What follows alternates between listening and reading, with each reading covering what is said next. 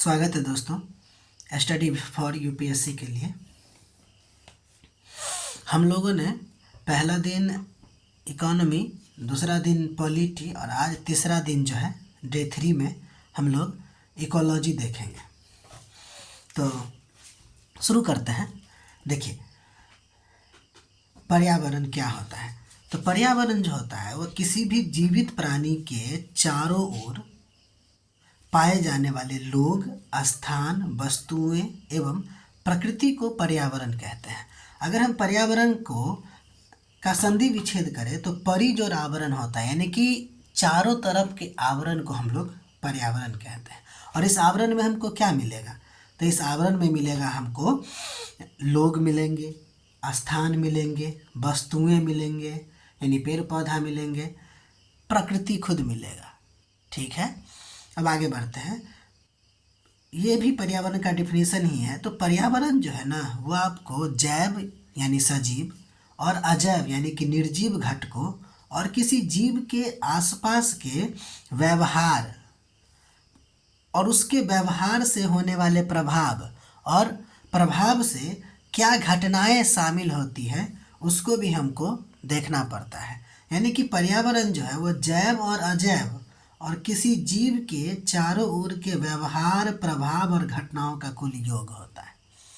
ठीक है, अगर हम पर्यावरण शब्द की बात करें तो पर्यावरण शब्द की जो उत्पत्ति है वो फ्रेंच भाषा के शब्द इन्वायरोनर से हुआ है, जिसका अर्थ होता है पड़ोस यानी कि नेबरहुड या टू सराउंड यानी कि घेरना। ठीक है, अगर हम पर्यावरण के घटकों की बात करें तो पर्यावरण के दो घटक होते हैं, एक जैविक और दूसरा अजैविक। ठीक है, यानी बायोटिक कंपोनेंट और अबायोटिक कंपोनेंट। तो जैविक घटक किसको कहते हैं? वैसा घटक जिसमें जीवन होता है, और अजैविक घटक उसको कहते हैं जिसमें जीवन नहीं होता है। तो देखते हैं अजैविक घटक में क्या क्या शामिल है। तो जैसे पर्वत, मतलब पर्वत बोला गया तो पहले देख लेते हैं। स्थलाकृति आती है जिसमें पर्वत, पठार, झील, मैदान ये सब आता है। प्रकाश, वर्षण, आर्द्रता तथा जल, तापमान, वायुमंडल ये गैस, तुंगता जिसको हम लोग ऊंचाई या एल्टीट्यूड कहते हैं, जिसको सी लेवल से मापा जाता है। अजैविक घटक में पौधे, प्राणी यानी कि जीव जंतु जिसमें मानव आते हैं, परजीवी यानी पैरासाइट, सूक्ष्म जीव यानी कि माइक्रो ऑर्गेनिज्म ये सब भी आते हैं, और विघटक जिसको डिकम्पोजर कहते हैं, जैसे जीवाणु, फंगस ये सब ले सकते हैं जो चीज़ों को सराता गलाता है। अब आगे बढ़ते हैं। पर्यावरण में मानव अपनी गतिविधियों के अनुरूप परिवर्तन करता है। ठीक है, ये बात समझ रहे हैं कि हम लोग पर्यावरण में जो मानव है वो अपनी गतिविधियों के अनुरूप से क्या करता है? तो परिवर्तन करता है। यानी मानव हस्तक्षेप द्वारा एक पर्यावरण का निर्माण होता है, यानी कि मानव पर्यावरण में हस्तक्षेप कर रहा है। तो मानव के पर्यावरण में हस्तक्षेप के कारण जिस पर्यावरण का निर्माण होता है उसे हम लोग कृत्रिम या सांस्कृतिक पर्यावरण कहते हैं। कृत्रिम या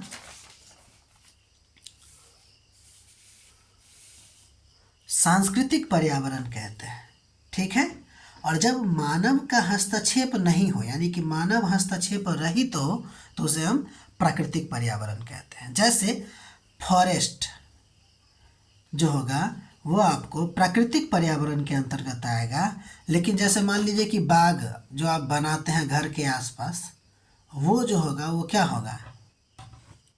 सांस्कृतिक पर्यावरण होगा, वो हम लोग खुद बनाते हैं। अब आगे बात करते हैं कि मानव तकनीक और प्रौद्योगिकी के बल पर पर्यावरण में निरंतर परिवर्तन कर रहा है। आज जानते हैं कि मानव के पास तकनीक और प्रौद्योगिकी आ गई है, जिसकी वजह से पर्यावरण में निरंतर परिवर्तन हो रहा है, जिससे पर्यावरण पर मानव का नियंत्रण बढ़ रहा है। यहाँ गौर कीजिएगा कि तकनीक और प्रौद्योगिकी के बल पर पर्यावरण पर मानव जो अपना नियंत्रण बढ़ा रहा है, तो एक मानव नियंत्रित पर्यावरण का निर्माण हो रहा है जिसे नूस्फेयर कहा जाता है। ठीक है, इस बात को ध्यान रखिएगा। आगे, और इस नूस्फीयर का निरंतर विस्तार हो रहा है। इसलिए आज के समय को विद्वानों ने मानव नियंत्रित युग यानी कि एंथ्रोपोसेन एज कहने लगे हैं। यानी कि विद्वान जो है आज के समय को कौन सा युग कहते हैं, तो मानव नियंत्रित युग कहते हैं। ठीक, अब हम मानव और पर्यावरण के संबंध की बात करते हैं। तो मानव और पर्यावरण का संबंध कैसा है, तो घनिष्ठ है, यानी बहुत ज़्यादा एक दूसरे से जुड़ा हुआ है, परस्पर निर्भर है, यानी कि दोनों एक दूसरे पर निर्भर है, और गतिशील है, यानी कि डायनेमिक है, बदलता भी रहता है। अब देखिए, मानव का अस्तित्व, विकास और सभ्यता का निर्माण जो है पर्यावरण पर निर्भर करता है। मानव का जो अस्तित्व है, जो विकास उसका होगा और उसके सभ्यता का जो निर्माण होगा, वो सब के सब किस पे निर्भर करता है, पर्यावरण पे निर्भर करता है। साथ ही साथ वहीं मानव की जो क्रियाएं हैं, यानी कि मानव जो काम करता है, वो भी आपको क्या करता है, पर्यावरण को प्रभावित करता है। यानी कि मानव एक तरह से पर्यावरण पर निर्भर है, तो पर्यावरण भी मानव की क्रियाओं के द्वारा प्रभावित हो रही है। यानी कि यहाँ पर दोनों एक दूसरे से प्रभावित होता है। इसका मतलब दोनों में सह अस्तित्व, दोनों को का एक दूसरे के से जुड़ के ही उसका अस्तित्व बनता है, ऐसा रिलेशन है, समझिए। इसी को लेकर मानव और पर्यावरण के संबंध को लेकर कुछ सिद्धांत निर्धारित किए गए हैं, जिसमें पहला है नियतिवाद, डिटर्मिनिज्म, दूसरा संभववाद यानी पॉसिबलिज्म, और तीसरा नवनियतिवाद यानी कि नियो डिटर्मिनिज्म, या इसी को स्टॉप एंड गो थ्योरी भी कहते हैं। ठीक है, अब आगे बढ़ते हैं।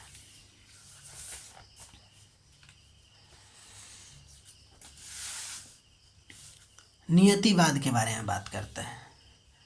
देखिए, तो नियतिवाद इस सिद्धांत के अनुसार मानव का जीवन और विकास पूरी तरह से पर्यावरण द्वारा नियंत्रित है।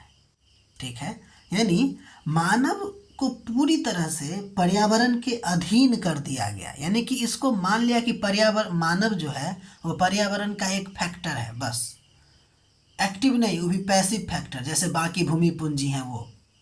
इट मीन्स कि नियतिवाद ने मानव को प्रकृतिकरण कर दिया। ठीक है, तो ये जो दृष्टिकोण है ना नियतिवाद, वह एक तरफा दृष्टिकोण है। क्यों एक तरफा दृष्टिकोण है? क्योंकि यह जो है ना मानव के संरचनात्मक शक्ति यानी कि क्रिएटिव पावर और तकनीक को क्या कर रहा है कि नज़रअंदाज कर रहा है। तो ये तो सही नहीं हुई, थ्योरी है। आगे बढ़ते हैं, संभववाद। अब देखिए, अब इसके जस्ट अपोजिट ये सिद्धांत है, वो कहता है कि मानव जो है ना पर्यावरण में एक सक्रिय एजेंट है, यानी कि एक्टिव एजेंट है, न कि पर्यावरण का गुलाम। इसके अंतर्गत क्या हुआ कि प्रकृति का ही मानवीकरण कर दिया गया। यानी प्रकृति जो है वह मानव के लिए है, मानव जैसे चाहे प्रकृति का यूज करे, मानव जैसे चाहे प्रकृति के साथ रहे। तो ये जो थ्योरी है ना प्रकृतिकरण कर देना मानव का, प्रकृति का, जिससे बहुत सारा परेशानियां झेलने पड़ी, प्रदूषण का सामना करना पड़ा, पर्यावरण में धीरे धीरे गिरावट आने लगी। ठीक है, तो फिर इस दोनों से रिलेटेड एक बीच का मतलब सिद्धांत दिया गया, जिसका नाम है नवनियतिवाद। जिसका नाम क्या है? नवनियतिवाद। देखिए, जहाँ प्रथम विचारधारा मानव विकास प्रक्रियाओं के लिए बाधक है यानी रुकावट है, वो पहले ही हम लोग देखे हैं। वही दूसरी जो विचारधारा है वह कई तरह के पर्यावरण समस्याओं के लिए क्या हुआ, जिम्मेदार हो गया। ठीक है, तो अब कैसा होना चाहिए मानव और पर्यावरण का संबंध? तो होना ये चाहिए कि मानव और पर्यावरण का जो संबंध है ना वह सह अस्तित्व पर निर्धारित है या सह अस्तित्व पर आधारित है, यानी कि दोनों एक दूसरे पे आधारित है। अतः वह विचारधारा जो मानव और प्रकृति की पूरकता को स्वीकार करे, पूरकता मतलब दोनों एक दूसरे से अलग नहीं है, नवनियतिवाद कहलाता है। ठीक है, यह विचारधारा जो है सस्टेनेबल ह्यूमन इन्वायरमेंट रिलेशनशिप पर आधारित है, यानी कि सस्टेनेबल। इसके बारे में हम लोग आगे बहुत डिटेल से पढ़ेंगे, एक चैप्टर ही पढ़ेंगे इसमें। तो यह विचारधारा जो है ना, कौन सा विचारधारा? नवनियतिवाद जो है सस्टेनेबल ह्यूमन इन्वायरमेंट रिलेशनशिप पर आधारित है। ठीक है, जहाँ विकास और पर्यावरण संरक्षण दोनों साथ साथ चलता है। ध्यान दीजिएगा कि अगर मानव और पर्यावरण का संबंध संभववाद के अकॉर्डिंग अगर चलेगा तो एक प्रॉब्लम देखने को ये मिलेगी। जैसे आप एग्जाम्पल उत्तराखंड का ले सकते हैं कि उत्तराखंड में जो है ज़मीन फटने की जो मतलब खबरें आ रही हैं, उसके पीछे कारण क्या है? तो देखिए, उत्तराखंड या फिर अदर ऐसे जगह हैं जहाँ का मेन मोटिव था कि इंसान वहाँ पे जाके पूजा पाठ करे, न कि वहाँ पे रहे, क्योंकि वो पर्वत इलाका है। और पर्वत इलाका जो होता है वो बहुत सारे लोगों को एक साथ मतलब रख नहीं सकता है, उसका अपना एक लिमिट होता है। ठीक है, और लिमिट से ज़्यादा अगर अति कर लेंगे तो क्या हो जाएगा? अति होगा तो वहाँ पे ये सब देखने को मिलेगा। तो लोग वहाँ पे रहने लगे थे। एक होता है जो आगे हम लोग पढ़ेंगे कि विभव, पृथ्वी के लिए कि कितना ज़्यादा वो किसी भी चीज़ को, या पोटेंशियल कह सकते हैं ना, तो पृथ्वी का यानी उत्तराखंड का कितना पोटेंशियल है, उस पोटेंशियल से अगर हम ज़्यादा क्या कहते हैं उसको, वहाँ पे इसका यूज करने लगे तो हमको यही सब देखने को मिलेगा। ठीक है ना। अब हम आगे बढ़ते हैं, प्रैक्टिस के लिए क्वेश्चन देखते हैं।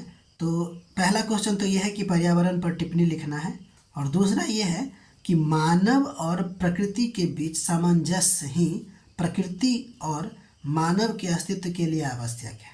कथन का मूल्यांकन करना है। ठीक है, मानव और प्रकृति के बीच जो सामंजस्य ही प्रकृति और मानव के अस्तित्व के लिए आवश्यक है, इस कथन का क्या करना है? मूल्यांकन करना है। आप लोग इसका प्रैक्टिस कीजिए। ठीक है ना, छोटा छोटा क्वेश्चन है, पहले आपको लिखने तो आ जाना चाहिए, उसके बाद बड़ा बड़ा क्वेश्चन को टैकल किया जाएगा। ठीक है, एक बात और, आप लोग इसे सब्सक्राइब कीजिए और हमारा सहयोग दीजिए, और साथ ही साथ हम कोशिश करते हैं कि प्रत्येक सब्जेक्ट का इसी तरह से नोट और वीडियो आप लोग के लिए प्रोवाइड कर दें। ठीक है, अगर नोट चाहिए तो आप लोग हमारे टेलीग्राम ज्वाइन कर सकते हैं, जिसका लिंक हमने दे दिया है। बाकी आगे पढ़ते रहिए, और अगले दिन यानी कि डे 4 में हम लोग जो है साइंस एंड टेक्नोलॉजी पढ़ेंगे, जिसमें हम लोग शुरुआत करेंगे बायो टेक्नोलॉजी यानी कि जैव प्रौद्योगिकी। बाकी धन्यवाद।